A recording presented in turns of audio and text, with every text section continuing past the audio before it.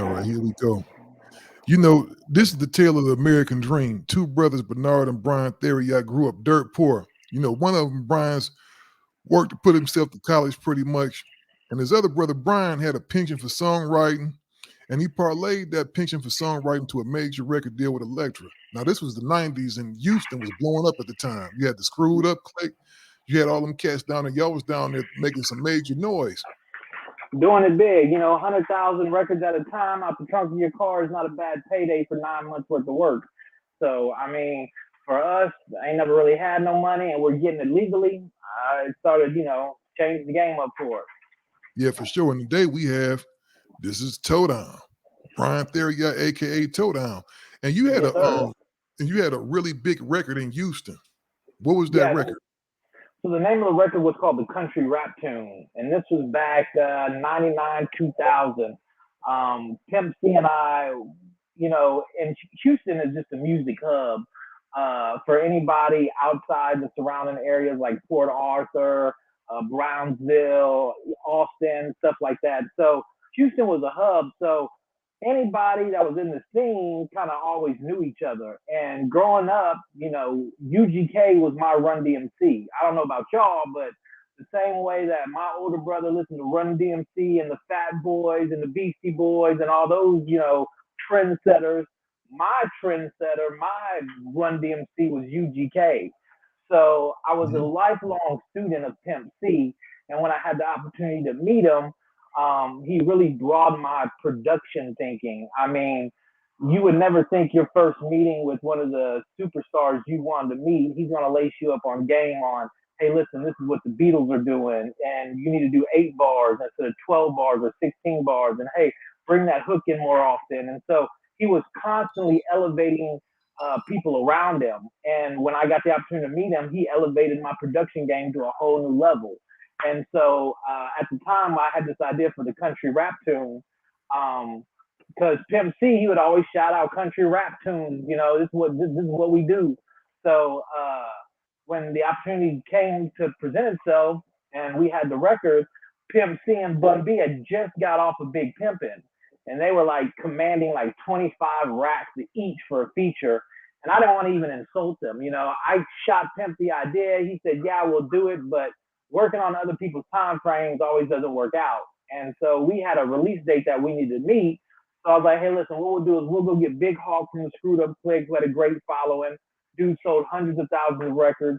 Big Pokey, same situation, another Screwed Up Click member. We got DJ Screw. Let's just go ahead and make the country rap tune. And as we were making the country rap tune, some DJs from 97.9 The Box kind of heard the song and started playing it in the mix. And then it just took off from there. So Oh yeah, so once you so get once you get Houston, Dallas starts to play ball. And now you got two top 10 markets right here in Texas. I can drive to Dallas, I can cover everything in Texas. So by you having two top 10 markets, as numbers are our bread and butter. We had mhm. two top 10 markets playing our song in the fourth quarter. Major record labels were spending so much millions of dollars to try to get their record played. And here these guys ain't never been in the music business before. There's some white guys. Are they the cops? All this shit. And we came through with a hellified song in the fourth quarter. And, it's either buy or bury your competition. And so at that time, we had a whole bunch of offers, kind of like the NBA draft, where you get to pick the team you want to be on. And I mean, Elektra, Def Jam, Atlantic, Sony, Universal, everybody came with their, checkbook wide open because here was this white rapper, Eminem hadn't dropped yet. He was just now bubbling up. So nobody really knew how to work a white rapper in the music industry at that point. And Vanilla Ice was the last taste of a white rapper that people had, and it wasn't a very good taste. And so, being a white rapper, you were either looked at as the funny guy, or we're gonna make fun of who this guy is. His, street cred is null and void. And so, when I hit the scene, everybody kind of knew what I was doing to survive. So there was no need to check my pedigree. I was 100 from day one. So when I came through, I got the blessing of DJ Screw, and DJ Screw is the best, promotion you could have by getting on a screw tape. And we were blessed enough to be on multiple mixtapes throughout the South at that period. And country rap tune took off, and here we go, riding the ride, signing a major record deal 9 months later. Yeah, for sure. I want to talk to you a little bit about that early, like Houston scene, right? Because you were kind of like the precursor to Paul Walden. Well, exactly. And so I don't know if you know this. I'll pan back a little bit, but that's plaque there. We actually produced the album in our studio. So T. Ferris brought in the tracks, and we put the puzzle together, and we did the Mike Jones record, the Paul Wall record, Still Tipping on Fofos. A lot of that Houston sound came from our studio. If you were working from 2005 to maybe 2011, and you had a song that came out of Houston, we recorded it, produced it, engineered it. Somehow, some way, our fingerprint was on that record. Yeah, for sure. Because you guys had one of the biggest studios down there. At the time, it was the only studio on the South Side. Once DJ Screw had passed away, there was nothing on the South Side. And at that time, I had just literally walked through Guitar Center, maxing out, Electra's credit card for my studio. And we were the first all digital studio in Houston. People are like, you're crazy. Analog is the sound you need. You need to buy all your equipment, analog equipment. And we did just the opposite. We went straight tech. We went straight digital, recording off the computers. And people are like, you're never going to get the warmth and the sound. And here we are, 10, 15 years later, and digital is the mainstay. And so we bought the first all digital studios, brought it to Houston. And then people went from recording at DJ Screw's house to coming over recording at the Den or Toe Down. And while you were there, you just might happen to buy you some weed at the same time. And if you were good enough, you might get a little larger bag of weed. And if you were really good, you would meet us in the back of the studio and we'd load up the trunk of the car for you. So just depending on your level of, sophistication, we would go ahead and, we would record in the front and dope out the back. Oh, for sure. So y'all had a little program going on with the marijuana. Well, see, what happened in around 2007, 2008, Steve Jobs really fucked up the game by allowing Apple to basically pimp the shit out of the music industry and say, hey, I'm going to give you $1 a song. At that time, there was a fight going on, a battle in the tech space, because record companies made money off their catalogs because every 5 or 10 years, a new media came out that they could resell that same collection. So imagine going from records to 8 tracks to sets to CDs. You've already sold that catalog 4 times over. So there was a fight to see what the new media was going to be. Was it going to be computers and MP3s and MP3 players? And so that's when everybody came out with their own version of an MP3 or an iPod. And at that time, Apple just crushed the game and they said, listen, we got the media that's going to be on. We're going to do dollar downloads. And what they did is they basically took our money away from us. We were making $7 a record wholesale, $7. And now we're making 70 cents a song as a record label. And as an artist, you're making a percentage of that. You're literally making pennies per download. And so we went from getting, $300,000-$400,000, checks to getting this $13,000. Like, bitch, I got a Cadillac Escalade in the driveway and 3 girlfriends and 2 houses and a beach house. How the fuck am I supposed to eat off this? And so at that point, my brother and I decided to make a decision. We had one more check coming to us, and I said, hey, listen, I know a guy. He knows how to grow. Let me go buy this equipment. I'll grow millions of pounds of marijuana, and we'll be fucking rich. And so we got our last check, and we gone ahead and flipped it. Went and got our first dope house. And we bought these 5 machines that kind of rotated around the plants, rotated around the lights. Well, you needed to be a fucking technical engineer to work that shit, because every 5 seconds, them shits was breaking down. And so that was my introduction into marijuana. So we all know music and marijuana have a symbiotic relationship. We were literally music and marijuana. And so that was my real introduction into becoming what they claim kingpin status at that point. And just to take people back there now, because a lot of young people that may be watching this, To them, they grew up in the marijuana, era. You can drive down the 5 freeway out here and you smell marijuana coming in your car. Right, So right. it's one of those things. You got caught up before everything was legalized. Correct. And let me just back it up a little bit. I'm from Texas, and Texas is going to be one of the last states to legalize marijuana just because it's super ultra conservative and the birthplace of ultra conservatism.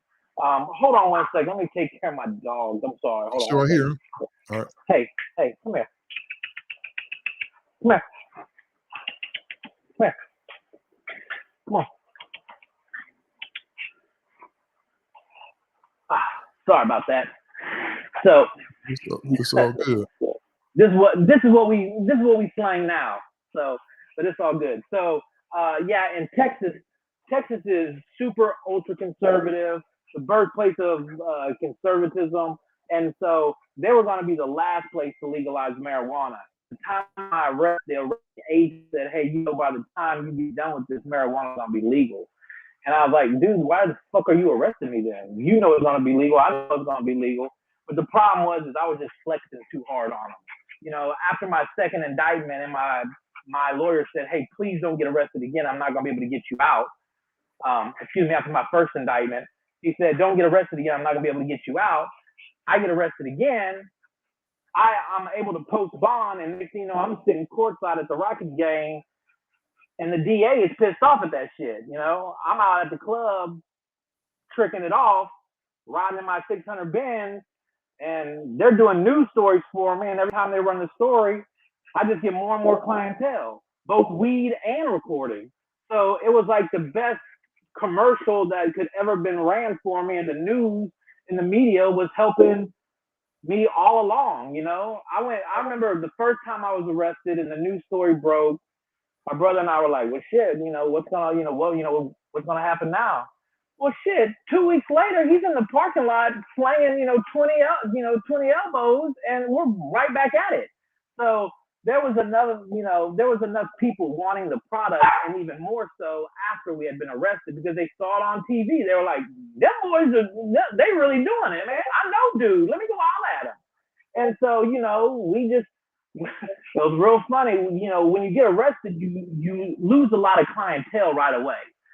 People are real sketchy Mhm. about you. Are you with them people? Are you working with them? And so a lot of your clientele fall off once you get arrested. A lot of your money does too, especially if people owed you, they're not gonna give you that shit back now. You're Yeah, not for gonna get sure. them caught up. So a And lot the of your thing is, clientele. not to cut you off, but the way that works, you can't use illegally gained proceeds to fight your case either. You got to prove that money came from somewhere legally. You can't use That's those right. gotten gains on a court case. That's right. And listen, our first two cases were state cases, and you can really, with a good lawyer, you can smash them shits into the ground so quick it's not even funny. But when your name it says Brian Andrew Terrio versus the United States of America, they don't have to worry about a budget they're spending on your case. They got unlimited funds. I mean, these boys spend millions of dollars tracking me down, putting up cameras inside light posts outside of all of our places, constantly doing surveillance. I mean, them dudes spent a lot of money to try to get me. And so they wanted to make sure that, hey, listen, you're just gonna have to go sit down. It's just too much. You're just gonna have to go sit down. You've been too much on the news. You're out here acting an ass. You're driving around in $100,000 car a couple of days after. I literally bought my Benz a month before they arrested me the second time.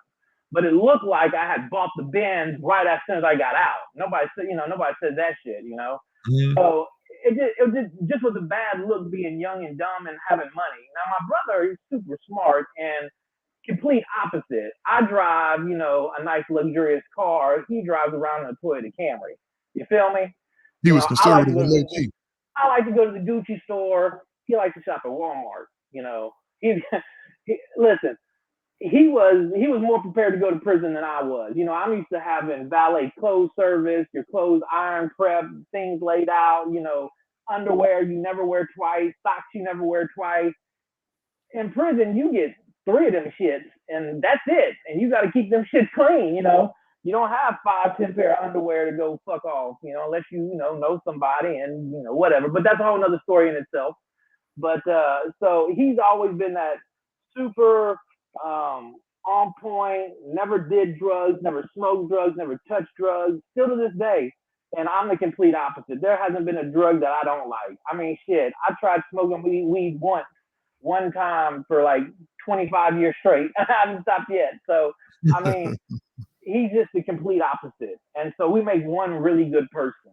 And so while he makes sure the finances were on track and everything was okay, I was able to go flex on a lot of people doing stupid shit. And I Now, admit for me, it was just the dumbest shit I could have ever done. I should have been quiet, went and sat my ass down and shut the fuck up. But you got money, you beaten 2 state cases. What's this case? And then what they do is they start turning your friends and family against you. Hey, listen, if you don't say something, we're gonna go after your mom. Or hey, listen, we're gonna attach your case to your buddy's case, get you on conspiracy, and you had a gun, 509C. That's 5 years automatic. You're gonna do 25 years for these brothers. Are you gonna go do that for them? And then your family and friends start turning, not because they want to, but because they have to. You know, I don't mhm. blame any one of the snitches for snitching me out. I don't. That's just the culture today. The So culture I grew up hold in, on, let's talk about it. So somebody told on you. yeah, every time. Every time I was arrested, it was due to some informant. Every time. So Now, the do you first think time, that informant could have possibly been a rapper? and the second one, yeah. The reason Who was I the say in the second one? second one, it was not anybody, significant, but my former DJ, or somebody that we used to DJ events with ended up Mhm. being one of the initial rats. Oh, wow. So it was somebody from the inside then. Yeah, real close. Somebody you never think would ever do anything like that to you. I mean, you gotta understand, man. 9, 10 of my family members became millionaires. You know what I'm saying? I So mean, the y'all was money doing was like, let me ask you real quick. How much money were you guys making a month from selling marijuana? uh when the funny thing is at the height of our marijuana sales, we had only been at full capacity running full blown for maybe 6 months. Every time it was an arrest, now we gotta go get 7 more houses. When you get arrested, they get busted. Now you gotta go get 7 more houses. So every time I got busted and was able to reset, we would have, 3.5, $4 million months easily. Mhm. And Wow, just off of so, weed. yeah, because for instance, my brother's house was 6,500 square feet. The whole top floor was filled with marijuana plants, 25 lights. So when you have 25 lights and you're turning out 3 pounds of light and then wholesaling them for 4,000 to 4,800, breaking them down into QPs, you're getting 1,400 a QP. You're making $5,600 a pound. So at the time, I could break it down to 4 quarter pounds and sell it for 5,600. My brother, who wants to wholesale, he's selling them shits for 4,000, 4,800 all day long. So one night after trimming, I'm gonna say probably 9, 10 hours straight. Whenever you trim something, you got to knock it all out at once. You can't like stop and go down and wait a day and get back up and blah blah blah. You got to cut all that shit down at one particular time. And so it was maybe a 12 or 11 hour session that we had cutting up weed. And all night long your phone's blowing up. Hey man, when are you gonna have the shit? When's the drop coming? Are you gonna be good? And so I told my brother, hey, listen, after we finish up, I'm gonna go take a shower, take the weed. I'll meet you at the house. We'll half it up. You can serve your people. I'll serve my people, and everybody be happy. Man, by the time I got to the studio, there was $200,000 sitting in cash. And my brother said, man, I'm sorry, I sold it all. I was like, all right, motherfucker. I went and grabbed 2 handfuls of money, stuck it in my pocket, and said, I'll be back. I didn't show up for 3 days. When I finally showed up, I still had money left over in my pocket. You just couldn't spend it all. Everything that you wanted, you bought instantly. It was no, you want that new Escalade? Cool, no problem.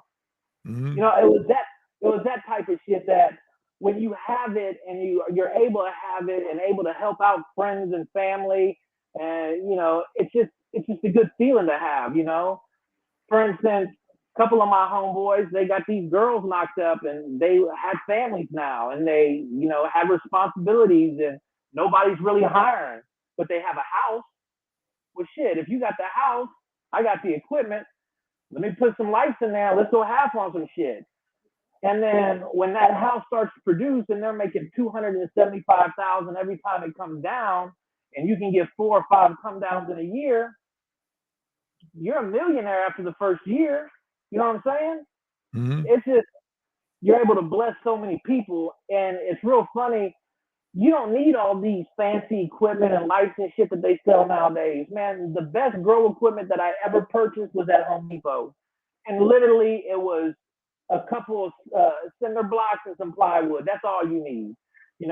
Obviously lights and some other shit, but so I was able to bless a lot of people's game, not only with, hey, listen, here's some weed, but also now I gave you a skill set that you can use for the rest of your life.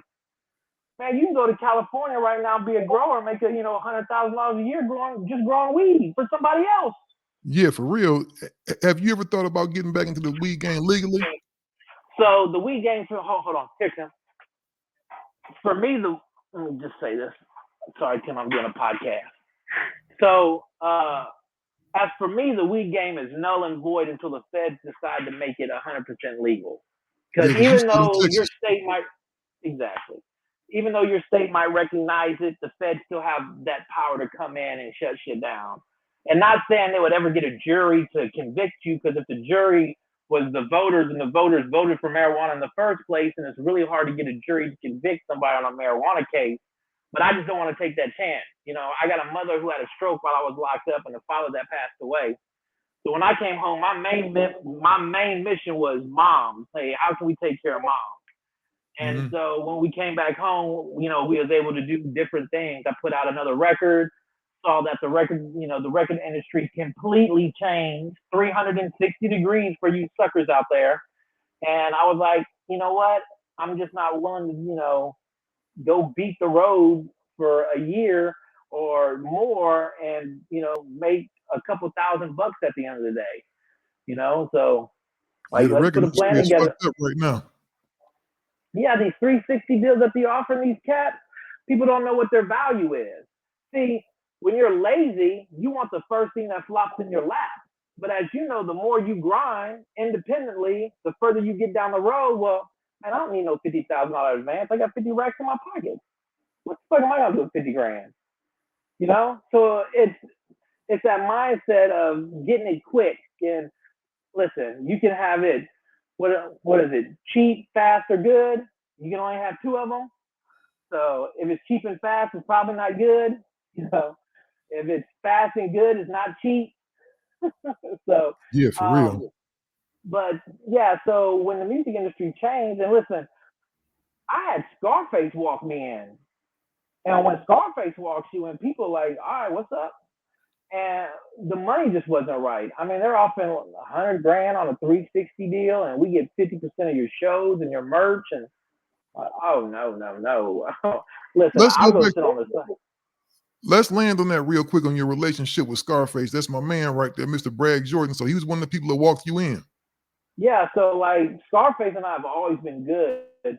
Um, Even from back in the Gap, I was like, hey, let me borrow that song. And, I got this snitch song I want to do. And he's like, do it, man. Do whatever you want to do. But yeah, we've always had a good relationship. Again, the rap community in Houston is really strong. Mm-hmm. And we always try to look out for each other when we can. And when I came home, he was one of the first persons I reached out to. And he was super responsive. He was like, bro, I'll take you to BMG and walk you in, and you can have your own deal and everything.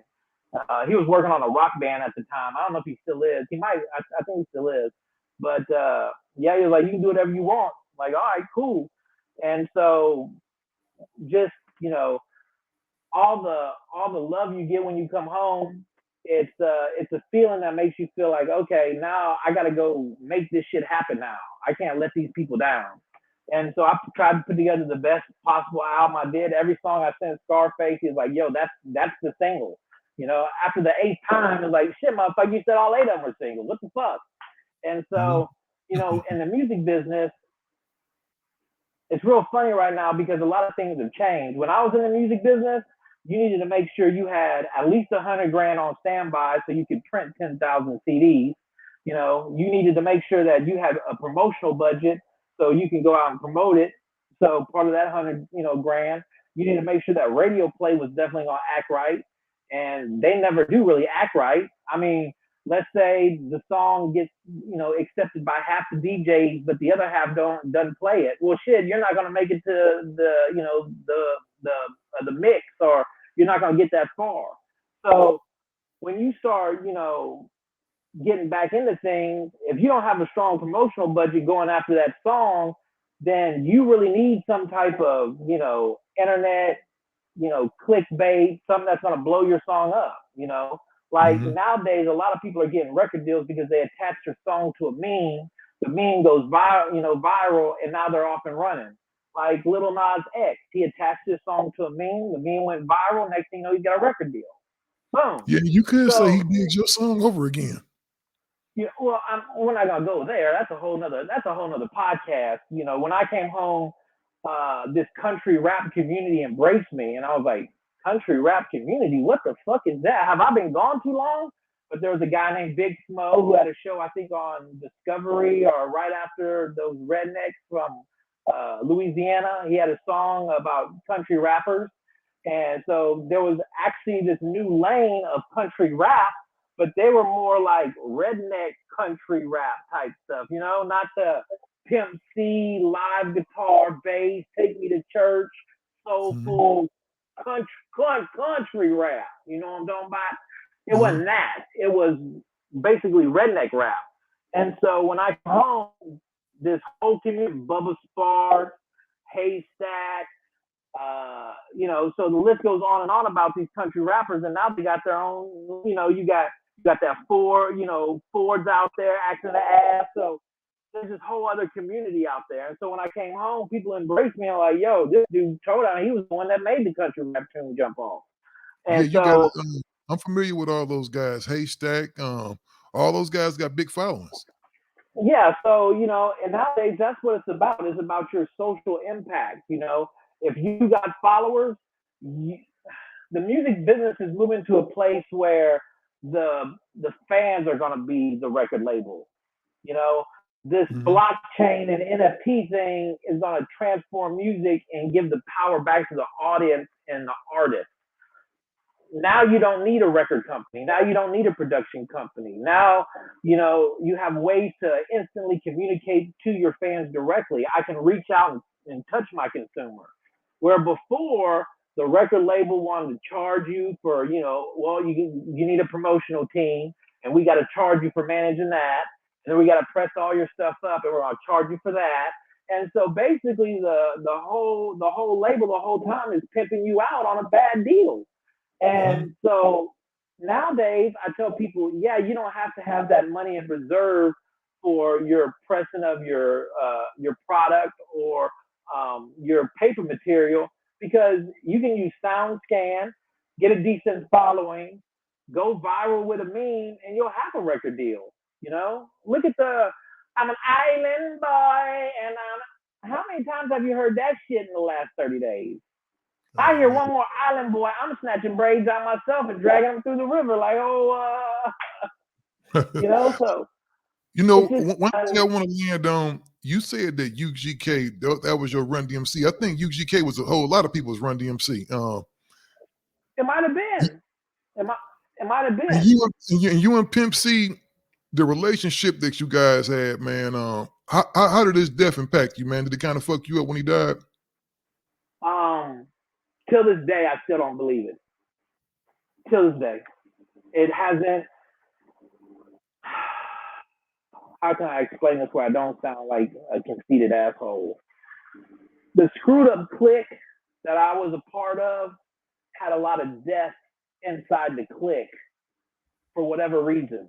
We lost Fat Pat, we lost Big Hawk, we lost Gator. So when you're in that mindset, in a fucked up way, you kind of think, well, damn, am I next? Is this partying and this lifestyle gonna get to me before one of these Mhm. fuck ass haters? And so it kind of numbs you to the fact that people die because of a substance, because they, do too much, or they, get gunned down over a fucking, a show that the promoter didn't pay for. So growing up in this group, and you lose family members, basically, it kind of fucks you up.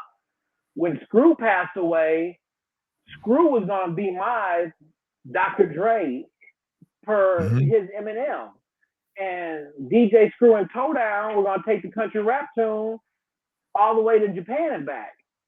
And now my mentor is gone, and Pimp C had more impact on me than DJ Screw did. The first time I met Pimp C, we literally had a 5 hour session about music and everything from hook development to concept to structure, how to lay out the bars. He blew my mind because he was so intellectual on a different level. I never thought he would come at me like that. I never thought he'd be willing to expose the tips and tricks that, hey, listen, use live instrumentation. Make sure you Mhm. have your organ and your bass and that whole pour your soul out into the music type production. Pimp And C is so when I, definitely Pimp C was definitely underrated as a producer. bro, that He Swishers and produced some Doja, incredible that stuff. Yeah, Swishers and Doja, he was going on a whole new level. He was going to take the rock, he was going to combine that same bass and organ to a whole new level with the rock live guitar shit. Like they were going to a whole new place. UGK was, I mean, you gotta understand, their rocket was ready to be launched, and they mhm. scrubbed the launch at the last second. Yeah, it is. He was incredible, man. And I think a lot of people, they think about Pimp C the rapper and UGK, but they don't really think about him. He was the one crafting those sounds. Because the first time I heard UGK, I was in college. It was my last year, and I'm telling motherfuckers how old I am now. It was my last year at college in New Mexico State. We had a lot of people from Texas that went to New Mexico State, a lot of people from California. It's the Yes, sir. Southwest. That's Yes, right at the sir. that's pretty much right at the tip of Texas. Las Cruces, New Mexico is maybe 40 miles away from El Paso, Texas. So I had a bunch of Texas homeboys that have brought up this UGK tape, and I heard that short Texas and all this different stuff. And I was like, who is Short these Texas, cats? motherfucker, that's where I stay. Getting money from you bitches every goddamn day. Big paper I'm folding. Hoes be on my jack for all this dick that I be holding. I mean, you can't get lines like that today. You just Yeah, can't. man, Pimp I C mean, was the shit. So now just imagine, I took them tapes back out to the West Coast, and they was banging that shit. Like UGK was big out here, dog. And that's what I tell people. California and the relationship between California and the South, we almost like cousins. You never hear about nobody having beef from the West Coast and somebody from the South. Everybody is all love because at the end of the day, everybody's parents come from down south anyway. when you think about it like that, it is kind of true. I'd even say closer like brothers. Really, to be honest with you, we got the same music feel, that slow down melodic style. We both kind of shift in that direction. We're not East Coast. I definitely say that. But we definitely have similarities in our music. A lot of live instrumentation. Mhm. A lot of melodic stuff, a lot of singing hooks and stuff like that. So I mean, the South and the West Coast definitely have that relationship. Oh yeah, for sure. Now let me ask you this, man. Rap a Lot Records, when you was blowing up, Jay Prince and them didn't try to get at you? Let me tell you the horrible, horrible story that started off this nightmare. So when I was 17, fresh out of high school, um, moving a couple pounds of some regular weed, feeling like I'm Don, King Dopin. Uh, I had a group that we formulated. It was called Thugs of Another Kind, and this was way before Eminem, way before Toe Down, and excuse me. And the group's name was Thugs of Another Kind, and it was three white guys. And on the cover, on the album cover, we put three black guys that were old gentlemen, and you're like, when you saw the tape cover, because this was a tape back then, When you saw the tape cover, you're like, wait a minute, these motherfuckers is rapping. And then when you heard the shit, you're like, oh wait a minute, these motherfuckers can rap. And then you find out they're white guys. You're like, oh shit. So we had sold a couple thousand units, but before that point, we had an early audition with Jay Prince through his father. Jay Prince's father found out about our rap group, and they wanted a NWA type white boy rap group, and so we had fit that description, you know. But our first audition, you got to understand, we didn't know how to put music together. We didn't know how to do choreography. We didn't have any of the advantages. We were super green and super early. We were maybe doing this stuff for like 6 months.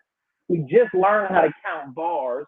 I mean, nobody really knew how to, develop their cadence or come up with their Mm. style.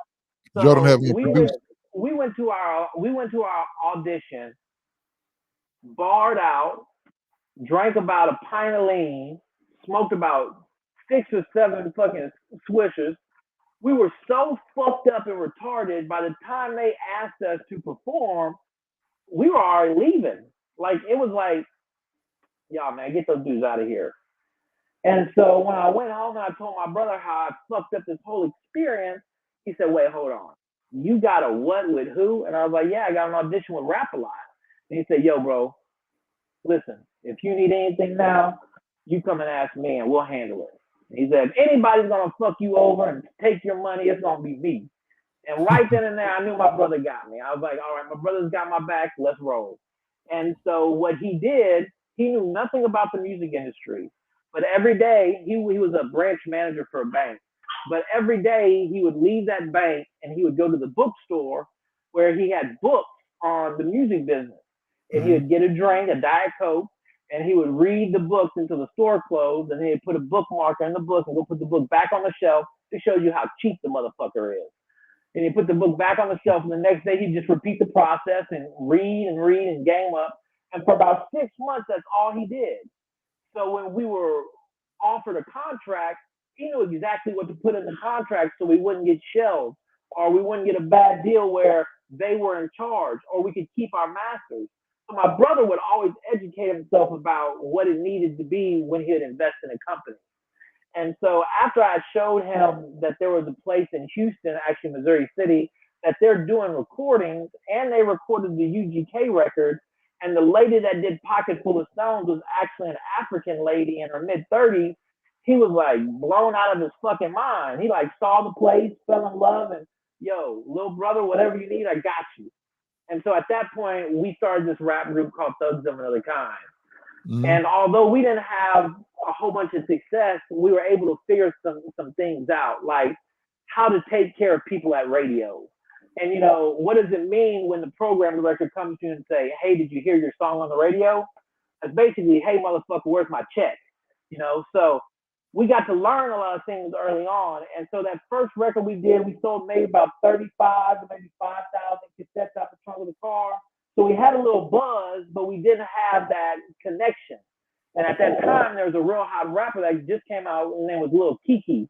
And he got signed to Jam Down Records and Breakaway Records, I think, at the time.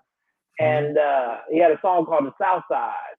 And That we record were is able, still, if you play that record in the club today, that record still go off. The South Side. I know about that shit.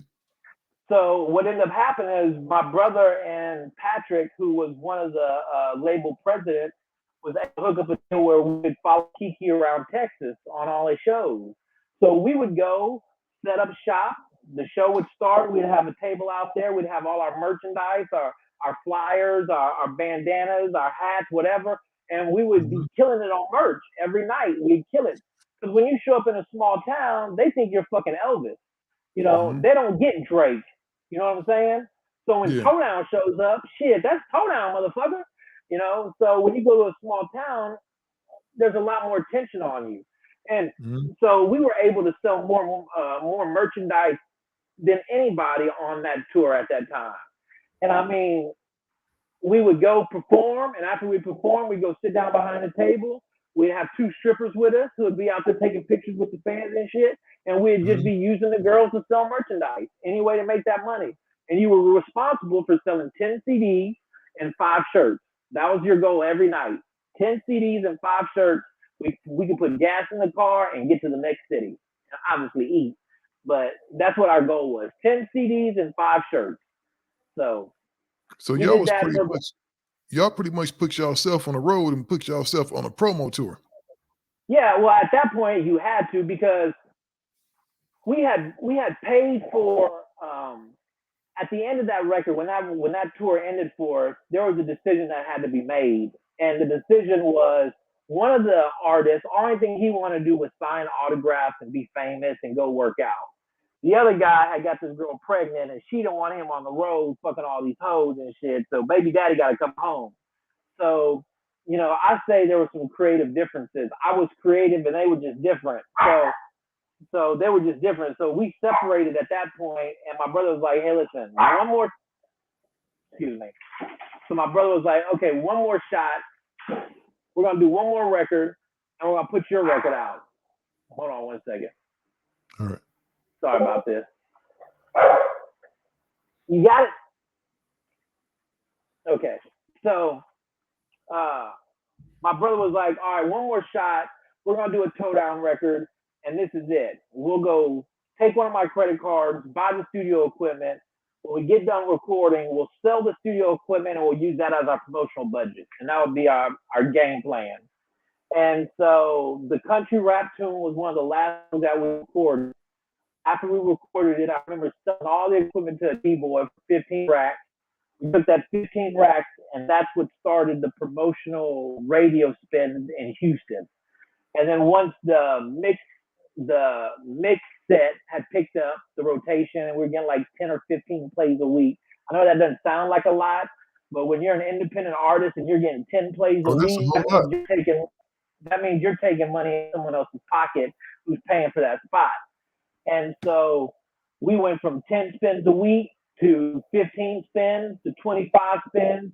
And when you reach 50 spins, it's like Drake. It's being played all the time. You just don't realize it. But 50 spins, 60 spins a week, it's being played all the time.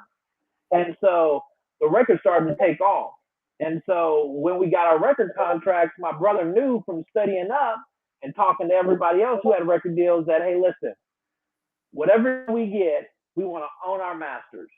And not only that, but every 9 months, you have to give us another advance and 10% on top of that. So by the time we finished shooting the country rap tune video, our 9 months was up, and they owed us another $1.2 million. Because my first record deal was for $1 million. It was for $500,000 video budget and a $500,000 advance. And at the time, I think we had like a 28% cut, and we got to keep the masters. So for an artist that never sold any records to walk away with $1 million and 28% on the back end and keep your masters, not a bad deal. So by the time we finished shooting the country rap tunes video, we were at 9 months, and they needed to give us $1 million, and they weren't going to be $2 million deep on somebody that hadn't come out yet. So I remember coming back to Houston, and I had a tour bus wrapped with my name and everything on it, but there was no CDs pressed.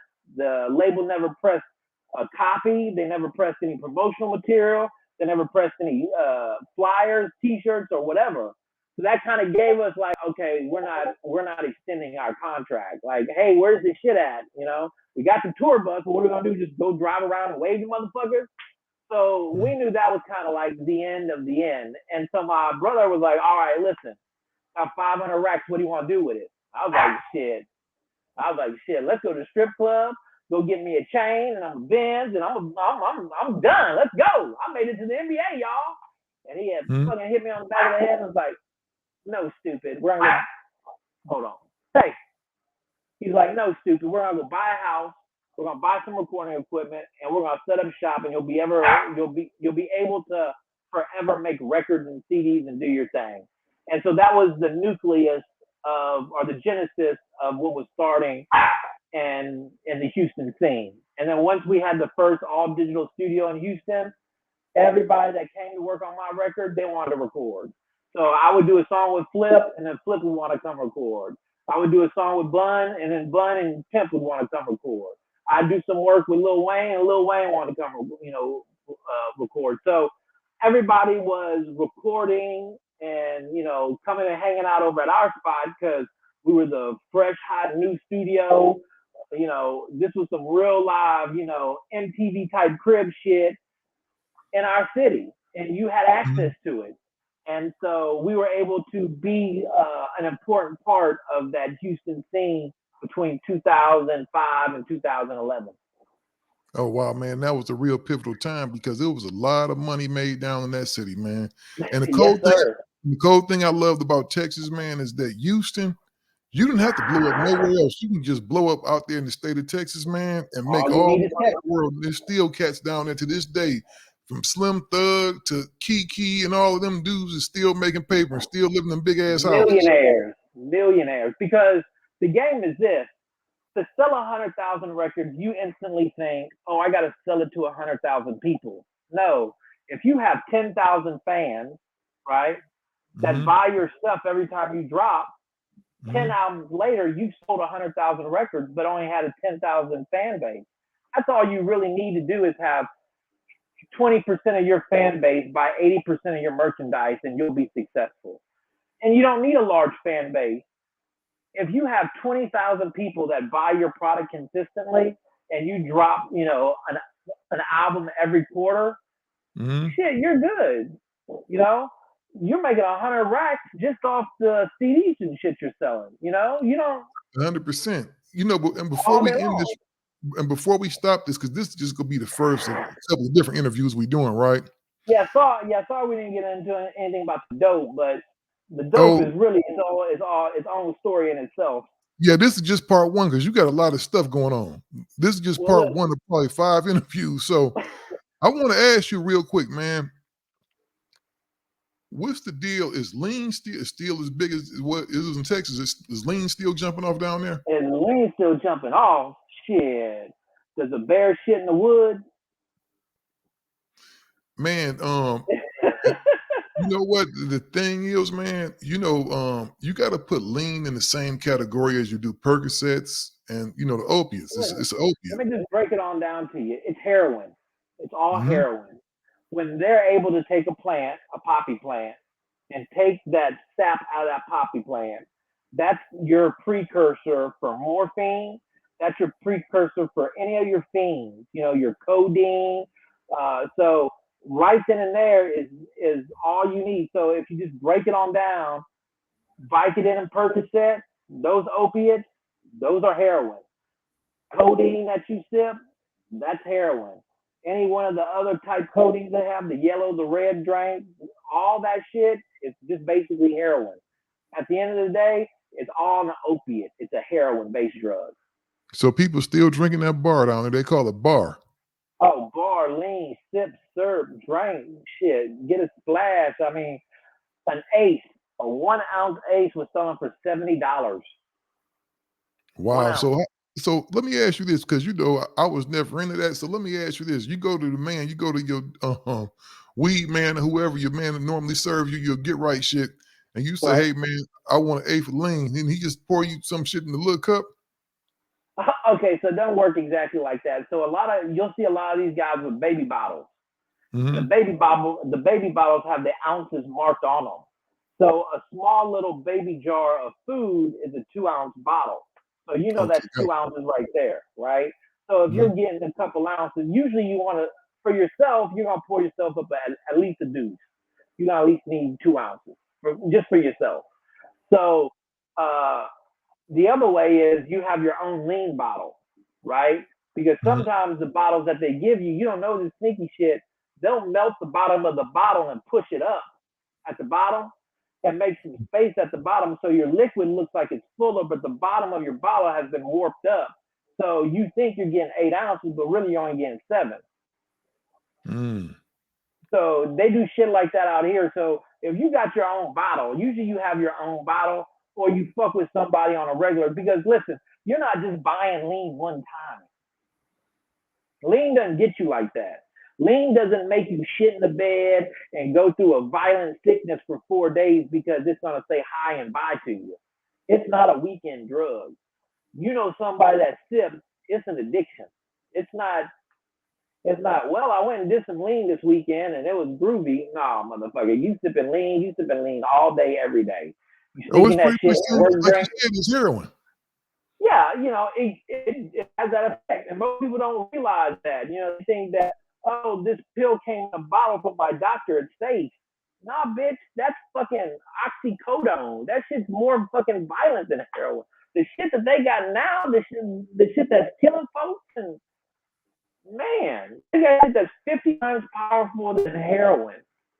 So, I mean, yeah. So, That's but yeah, crazy, people are man. still sipping. People are definitely still sipping. It's very popular. So, I don't know That's if you ever crazy. seen people with two. I don't know if you ever seen people with two cups, like they'll have two styrofoam cups. Yeah, for sure. That, so that's an indicator that that person probably sips lean. The two cup thing came from Big Mo out of the Screwed Up Click, and he would drink so much lean, it would be proof that he's not only had one cup, but he's had already two cups. So that was kind of his thing, having a double cup. So a lot of lean drinkers will have a double cup in reference to Big Mo and having a double cup. Shit, I'm so fucked up. I had two cups, type shit. So Yeah, that's for where the sure. double cup thing came from. Because I know when it started getting popular on the West Coast, man, maybe like maybe 10 years ago, it started getting real popular out here. So people was even sipping out here. I knew a couple of people who lost people, man. My one homeboy, he lost his brother. Lost his I brother, tell you, I yeah. tell you, man. For a long time, I thought I was next. The amount of drugs that I was consuming on a daily basis was back then was just. I would have 120 Lortabs, which are the blue painkillers. I'd have Mhm. 120 of those a day. I'd be taking 10, 15 pills at a time.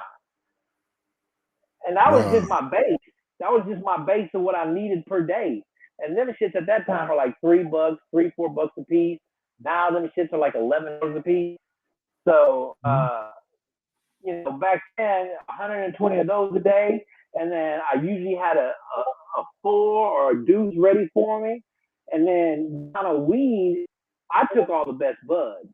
Anything that I grew that was deemed, high time cannabis cup worthy, sat in my personal collection of a half a pound. I had a half a pound at my house jarred up, ready, smoker's choice. The shit that is reserved for, the best buds over here type shit.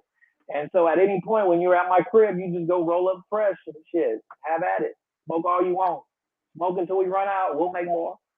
So let me ask you this, man. In 2021, is Tadal still sipping the bar? Is you still sipping the lean? Still sipping.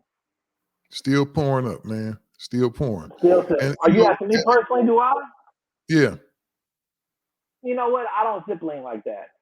The effects that it had on me before, I can't go through again. You know, getting off of uh, getting off of lean or pills like that, it puts an impact on your body where you never felt that bad in your life. Like all your muscles ache to the point where you can walk.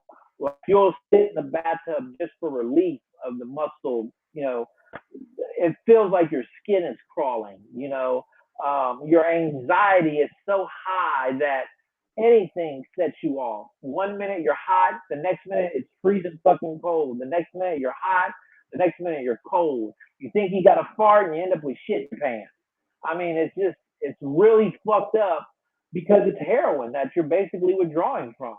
And How so long when did you it take put you your to kick? so 4 days to actually kick the physical symptoms, about a month to get rid of the mental, all that shit.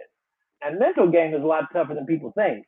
That should be calling, And when you're fresh from when you just stopped drinking, right? And you see Mhm. motherfuckers with cups, and you're like, man, I'll just take a sip. Man, that sip will put you back on the fast track in no time. That one sip will turn into you buying tomorrow. And so, I put myself in a better position where I don't have to even be involved in that circle or that world anymore. I was blessed enough to go to prison. And so Mhm. I was able to reset. Most people don't get a chance to reset their life. My sentence, although it affected me, it allowed me to reset my whole cast and crew that's around me. And so when I came home, I was determined that, hey, listen, the people that I'm going to be around with are people that are more knowledgeable than I am and are going to help me grow to that next level. Anybody else that's just a hanger on or somebody you used to party with, man, listen, if we're not trying to go out here and make this money together, move around. I'm not even trying to mess with you. Just stay on the sideline. And so when I went to prison and I was able to reset, I came home.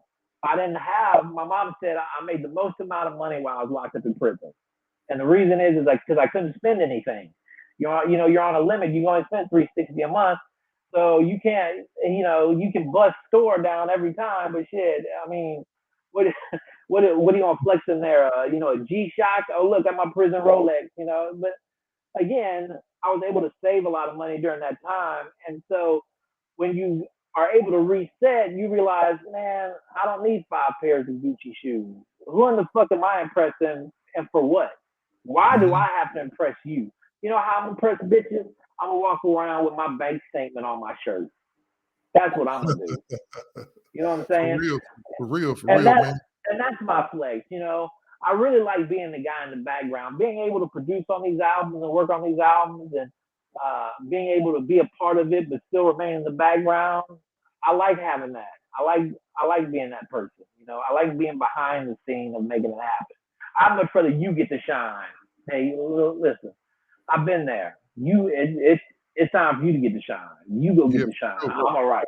Yeah. And I'm gonna leave everybody with a sneak preview for our next interview. We go talk about his case, and we go talk about some incredible shit that he has coming up that he was putting me up on. And I ain't gonna spill the beans right now.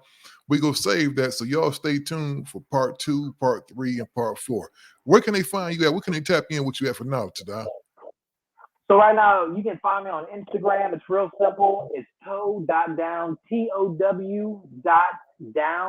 Um, and you can find me there, plain and simple, TOW.down on Instagram. TOW, the period, down on Instagram.